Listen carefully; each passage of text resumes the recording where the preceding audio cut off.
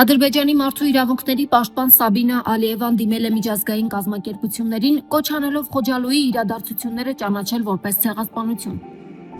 Սա տեղի է ունենում ճիշտ նույն ժամանակահատվածում, երբ Հայաստանի իշխանությունը հայ-թուրքական հարաբերությունների կարգավորման գործընթացից փաստացի դուրս է մղել 1915 թվականի հայոց ցեղասպանության ճանաչման հարցը։ Իշխանականները հայտարարում են, որ պաշտոնական Երևանը հայ-թուրքական եւ հայ-ադրբեջանական հարաբերությունների կարգավորումը չի կապում պատմական հարցերի հետ, չի առաջադրում նախապայմաններ եւ պատրաստ է խաղաղության օրակարգին։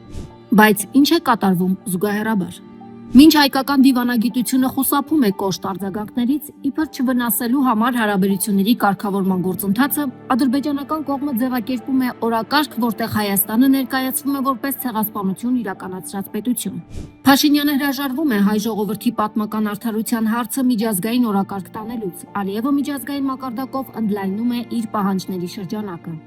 Եվ այստեղ առաջանում է գլխավոր հարցը. եթե հայկական կողմը որևէ նախապայման չի դնում հայ-թուրքական եւ հայ-ադրբեջանական հարաբերությունների կարգավորման գործընթացում, այդ թվում հայոց ցեղասպանության ճանաչման հարցը, ապա ինչու է ադրբեջանական կողմը շարունակում նոր պահանջներ ներկայացնել։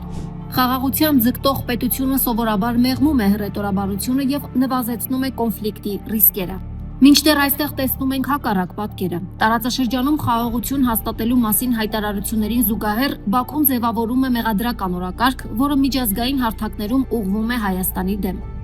Երևանի լռությունը այս դեպքում պարզապես դիվանագիտական տակտիկա չէ։ Դա ընկալվում է որպես արձագանքի բացակայություն։ Իսկ քաղաքականության մեջ արձագանքի բացակայությունը հաճախ մեկնաբանվում է որպես համաձայնություն կամ թուլություն։ Լիա Սարգսյան, Իշխանություն լրատվական։